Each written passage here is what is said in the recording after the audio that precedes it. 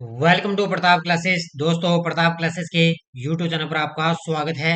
तो आज है 29 सितंबर 2023 और 29 सितंबर 2023 के जितने भी इंडिया और वर्ल्ड के जो करंट अफेयर्स के क्वेश्चन बनते हैं, आज उनका हम डिस्कशन करेंगे। पूरा वीडियो ध्यान से देखना और लास्ट में आपसे क्वेश्चन पूछूंगा जिनके जवाब आपको कमेंट बॉक्स में देना होगा। आज अपने पढ़ेंगे ग्लोबल इनोवेशन इंडेक्स 2023 में भारत का कौन सा स्थान है। सेना को एचएल यानी कि हिंदुस्तान एरोनॉटिकल लिमिटेड से पहला ड्रोनियर डीओ 228 विमान मिला। और Times higher Education university ranking 2024 जारी की गई है। इनकी आज हम चर्चा करेंगे। डेली आपको 6 बजे करंट की क्लास मिलती है, फिर संडे के दिन आपको वीकली क्लास मिलती है। पूरा मंथ कंप्लीट होने के बाद पूरे मंथ की क्लास आपको मिलती है। तो सारे विद्यार्थी एक बार वीडियो को लाइक शेयर करेंगे और जो भी विद्यार्थी हमारे चैनल पर नहीं है जरूर आप इनको सब्सक्राइब करें और इसके पास लगे बेल आइकन का घंटा दबाएं ताकि हम जैसे वीडियो अपलोड करें उसका नोटिफिकेशन आप तक पहुंच जाएगा। तो स्टार्ट करें सभी साथियों, गुड मॉर्निंग। सबसे पहले हम कल के क्वेश्चनों को रिवाइज कर लेते हैं। हाल ही में एशियाई खेलों में महिलाओं की 25 मीटर पिस्टल टीम इवेंट में कौन सा पदक जीता? तो भारत ने इसके अंदर स्वर्ण पदक जीता। किस शहर में 13वां हिंद प्रशांत सेना प्रमुख सम्मेलन आयोजित हुआ? तो ये हुआ है नई दिल्ली में। भारत, इंडोनेशिया, ऑस्ट्रेलिया के बीच हुए पहले त्रिपक्षीय समुद्री अभ्यास में किस भारतीय जहाज ने भाग लिया? तो ये लिया है आईएनएस सहाद्री ने। भारत किस देश को 75,000 टन गैर बासमती चावल का निर्यात करेगा? तो ये करेगा संयुक्त अरब अमीरात को। हाल में पलक शर्मा को प्रतिष्ठित एकलव्य पुरस्कार से सम्मानित किया गया। इनका संबंध किस राज्य से है? तो ये मध्य प्रदेश की इंदौर शहर की रहने वाली। किस देश की मुद्रा दुनिया में सबसे अच्छा प्रदर्शन करने वाली मुद्रा बनी? तो ये बनी है अफगानिस्तान की। कौन सा शहर 20वें राष्ट्रीय पुस्तक मेले की मेजबानी कर रहा है? तो ये कर रहा है लखनऊ। और हाल ही में मोटो जीपी भारत 2023 के विजेता कौन है? तो वो है मार्को बेचेजी। और आरबीआई के deputy governor M Rajeshwar Rao का कार्यकाल कब तक बढ़ाया? तो ये बढ़ा दिया अक्टूबर 2024 तक। पहले इनका अक्टूबर 2023 तक था, लेकिन एक साल इनका कार्यकाल और बढ़ा दिया है। तो ये थे कल के क्वेश्चनों का रिवाइज। इसकी पीडीएफ भी आपको टेलीग्राम पर मिल चुकी है और क्वेश्चन भी आपको टेलीग्राम पर मिल चुके हैं। अब स्टार्ट करें आज की क्लास। सारे विद्यार्थी एक बार वीडियो को लाइक शेयर करेंगे। पहला क्वेश्चन देखिए आपके सामने। हाल ही में ग्लोबल इनोवेशन इंडेक्स 2023 में भारत कौन से स्थान पर है? हाल ही में ग्लोबल इनोवेशन इंडेक्स 2023 के अंदर भारत कौन से स्थान पर है? तो इसके अंदर भारत का स्थान है 40वां। अभी ताजा रिपोर्ट आई है ग्लोबल इनोवेशन इंडेक्स 2023 और इसके अंदर भारत का कौन सा स्थान है? भारत इसके अंदर 40वें स्थान पर है। देखो मुख्य तथ्य। विश्व बौद्धिक संपदा संगठन द्वारा प्रकाशित ग्लोबल इनोवेशन इंडेक्स यानी कि GII 2023 रैंकिंग में भारत ने 132 अर्थव्यवस्थाओं में से 40वीं रैंक बरकरार रखी है। यह साल 2015 में 81वें स्थान से बढ़कर 2023 में 40वें स्थान पर पहुंच गया। और ग्लोबल इनोवेशन इंडेक्स 2023 में स्विट्जरलैंड का पहला स्थान है। तो पहला स्थान आपको याद रखना है किसका है? स्विट्जरलैंड का है। भारत का कौन सा स्थान है? भारत का 40वां स्थान है। किसकी रिपोर्ट आई है? तो विश्व बौद्धिक संपदा संगठन द्वारा प्रकाशित है ये ग्लोबल इनोवेशन इंडेक्स के अंदर भारत की कौन सी रैंक गई है? 40वीं रैंकिंग। भारत एक ने 132 अर्थव्यवस्थाओं के अंदर 40वीं रैंक हासिल की है। पहला स्थान किसका है? स्विट्जरलैंड का। अगला क्वेश्चन। हाल में किस देश की सेना को एच ए एल का मतलब होता है हिंदुस्तान एरोनॉटिकल लिमिटेड से पहला ड्रोनियर डीओ 228 विमान मिला है? हाल ही में किस देश की सेना को एचएएल से पहला ड्रोनियर डीओ 228 विमान मिला? और ये मिला है भारतीय वायुसेना को। किसको मिला है? भारतीय वायुसेना को क्या है?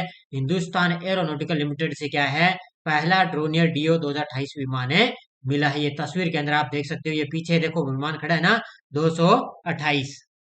देखो, भारतीय वायुसेना ने हाल ही में हिंदुस्तान एरोनॉटिक्स लिमिटेड द्वारा विशेष रूप से निर्मित 6 अत्याधुनिक ड्रोनियर डीओ 228 विमानों में से पहले के आगमन का जश्न बनाया है। एक आपको पता याद आ रहा है ना, C-295 विमान भी मिला था। किसको मिला? भारत वायुसेना को मिला था। और अब ये हिंदुस्तान एरोनॉटिकल लिमिटेड से क्या है? ये अत्याधुनिक ड्रोनियर विमान है डीओ 228। ये भी भारतीय वायुसेना को मिला है। रक्षा मंत्रालय ने 667 करोड़ रुपए के बजट को आवंटित करते हुए 6 ड्रोनियर 228 विमानों की खरीद के लिए एचएएल के साथ एक सौदा किया था। और वर्तमान में रक्षा मंत्री कौन है? राजनाथ सिंह है। उनके द्वारा ये क्या विमानों के तहत सौदा किया गया था और इसमें भारतीय वायुसेना को ये क्या है, पहला ड्रोनियर विमान है जिसका नाम है DO 228 विमान है, मिल चुका है। हाल ही में ऑस्कर 2024 में सर्वश्रेष्ठ विदेशी भाषा फिल्म श्रेणी में भारत का प्रतिनिधित्व करने वाली फिल्म कौन सी है? हाल ही में ऑस्कर 2024 के अंदर सर्वश्रेष्ठ विदेशी भाषा के अंदर फिल्म श्रेणी में भारत का प्रतिनिधित्व करने वाली फिल्म है कौन सी? 2018 everyone is a hero, option number A. कौन सी फिल्म हो जाएगी? 2018 एवरीवन इज ए हीरो, ये एक फिल्म है। ये क्या है, ऑस्कर 2024 में सर्वश्रेष्ठ विदेशी भाषा के अंदर क्या है, भारत का प्रतिनिधित्व करने वाली ये फिल्म बनेगी। कौन सी? 2018 एवरीवन इज ए हीरो। ये तस्वीर के अंदर आप देख सकते हो। देखो मुख्य तथ्य, फिल्म फेडरेशन ऑफ इंडिया ने घोषणा की कि केरल बाढ़ पर आधारित मलयालम फिल्म है ये, विदेशी भाषा यानी कि केरल बाढ़ पर आधारित है ये फिल्म है। 2018 एवरीवन इज ए हीरो 2024 में अकादमी पुरस्कार या ऑस्कर में अपनी ऑफिशियल एंट्री के रूप में भारत का प्रतिनिधित्व करेगी। तो 2024 के अंदर क्या है, जब ऑस्कर के अंदर ऑफिशियल एंट्री होगी ना, तब ये भारत का प्रतिनिधित्व करेगी। जूड एंथनी जोसेफ द्वारा निर्देशित यह फिल्म राज्य में आई विनाशकारी बाढ़ के दौरान जीवित रहने की भयावह कहानियों को बयां करती है। तो ये बयान करती है, कौन सी फिल्म है ये है 2018 एवरीवन इज ए हीरो। यह है किसकी?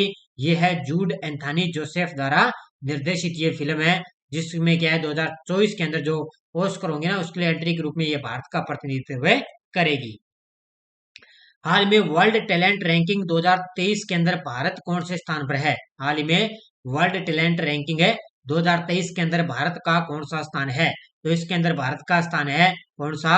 56वां स्थान। कौन सा स्थान है? वर्ल्ड टैलेंट रैंकिंग 2023 के अंदर भारत कौन से स्थान पर है? 56वें स्थान पर। देखो, वर्ल्ड टैलेंट रैंकिंग में भारत 4 पायदान नीचे जा फिसला है। International institute for management development ने ये रैंकिंग जारी की है। ये याद रखना, पूछा जा सकता है किसके द्वारा ये रिपोर्ट जारी की गई, तो ये की है international institute for management development ने रैंकिंग जारी की। इसके मुताबिक 2023 में दुनिया की 64 अर्थव्यवस्थाओं में से भारत 4 पायदान नीचे फिसल कर वर्ल्ड टैलेंट रैंकिंग में 56वें स्थान पर जा पहुंचा है।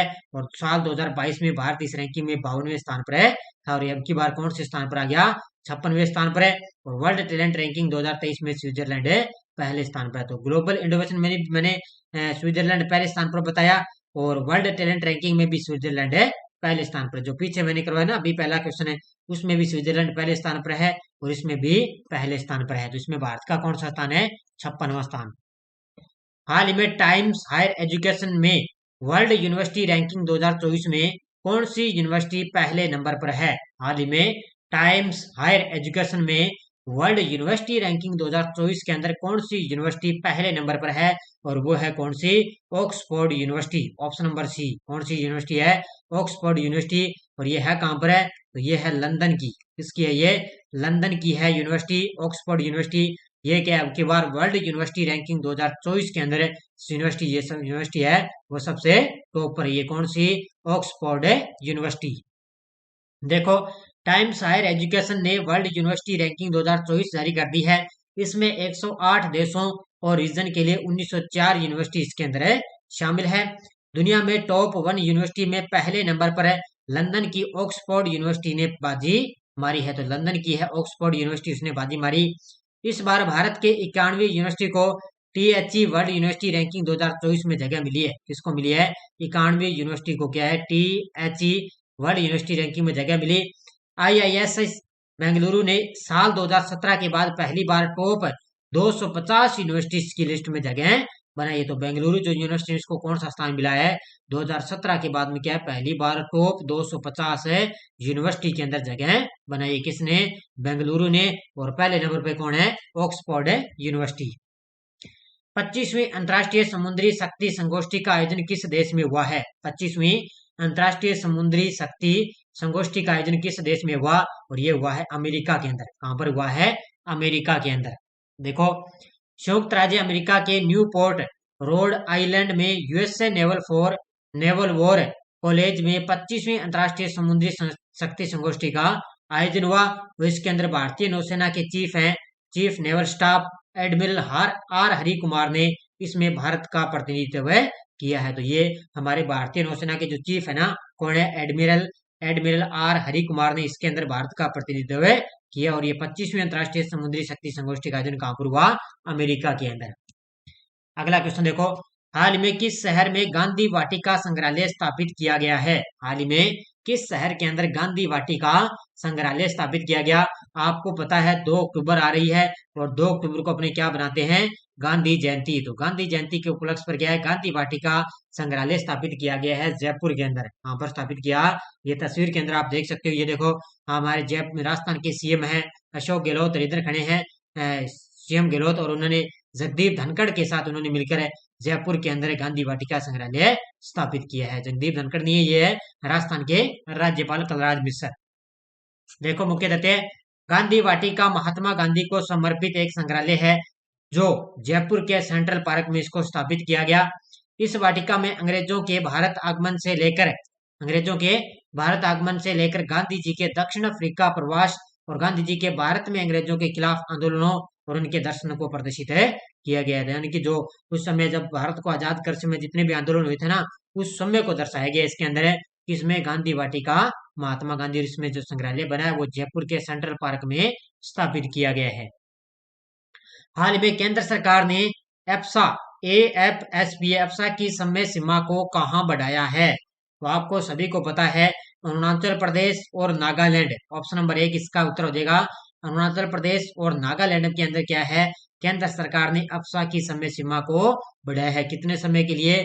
6 महीने के लिए इसको बढ़ा दिया गया। अब ये एप्सा का मतलब क्या होता है? अब देखो मुख्य तथ्य में आपको बढ़िया तरीके से समझ में आ जाएगा। देखो, केंद्र सरकार ने नागालैंड और अरुणाचल प्रदेश में अफसा का मतलब है सशस्त्र बल विशेषाधिकार अधिनियम। ये याद रखना है आपको, सशस्त्र बल विशेषाधिकार अधिनियम को 1 अक्टूबर 2023 से 6 महीने के लिए इसको बढ़ा दिया गया है। अब इसका मतलब क्या होता है अफसा का?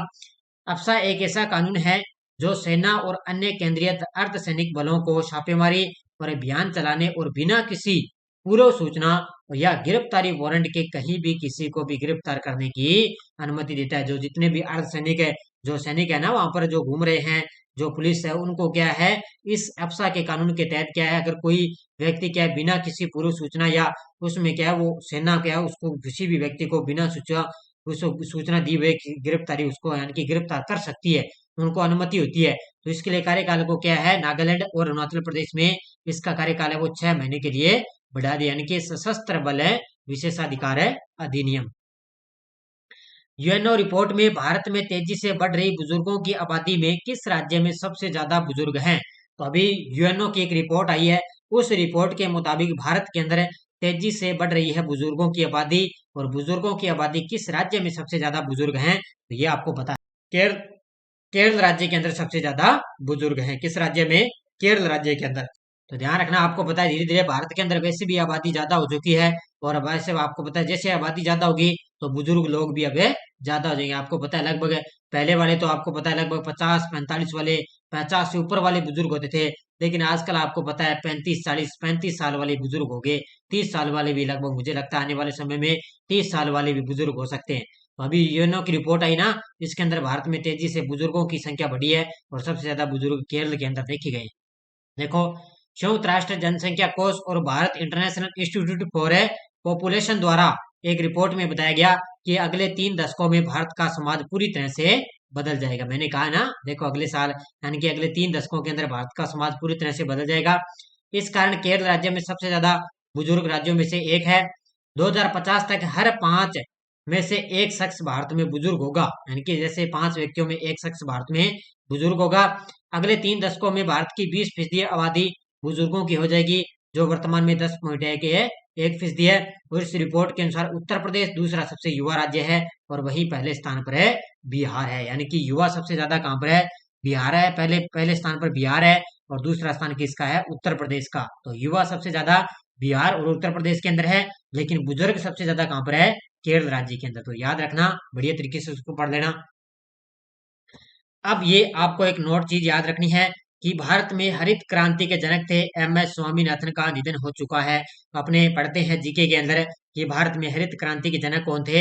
एमएस स्वामीनाथन, और इनका हाल ही में अब निधन हो गया। भारत में हरित क्रांति यानी कि ग्रीन रेवोल्यूशन के जनक थे एमएस स्वामीनाथन का 98 वर्ष की आयु में निधन हो गया। उन्होंने चेन्नई में आखिरी सांस ली स्वामीनाथन को भारत के एक लोकप्रिय वैज्ञानिक के तौर पर इनको जाना जाता था। अब इनको कई पुरस्कार मिले।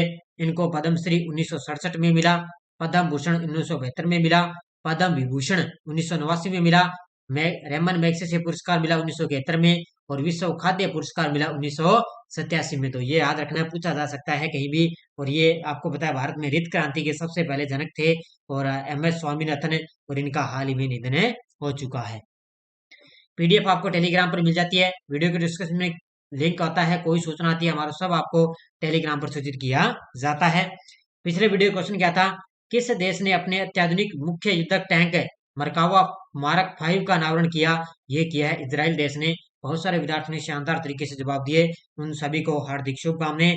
बस आप लगातार इसी तरह कमेंट में जवाब देते रहिए। मैंने कल भी देखे थे और परसों भी मैंने देखे थे कमेंट, बड़े शानदार तरीके से सारे विद्यार्थी लगातार दे रहे हैं। और आपको पता है आरएएस का एग्जाम है 1 अक्टूबर को, इसके कल एडमिट कार्ड भी जारी हो गए। और आपको लगातार वो बुक राजस्थान करंट, उसमें आपको कंप्लीट करवा दिया भी, इसमें राजस्थान करंट है, इसमें कंप्लीट करवा दिया। कल जनवरी से लेकर सितंबर तक आपको बढ़िया तरीके से इसमें रिवाइज करवा दिया।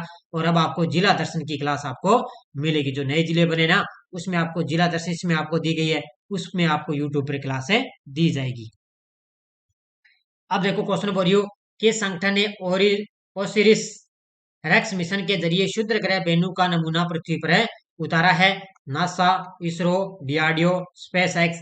इसका जवाब आपको कमेंट बॉक्स में देना है। तो ये थी आज की अपनी क्लास। और बाकी अपने प्रताप क्लासेज ऐप के अंदर ऑनलाइन टेस्ट सीरीज चल रही है, राजस्थान पुलिस कांस्टेबल की ऑनलाइन टेस्ट सीरीज आपको लगातार दी जा रही है। इसके अलावा आपको पता है हमारे ऐप के अंदर भी टेस्ट सीरीज चल रही है पूरे साल की, इंडिया वर्ल्ड करंट अफेयर्स की। और लगातार आपको मेरी सुबह करंट की 6 बजे क्लास आपको मिलती रहेगी। तो सारे विद्यार्थी वीडियो को एक बार जाते जाते लाइक शेयर करते रहना। धन्यवाद। जय हिंद, जय भारत।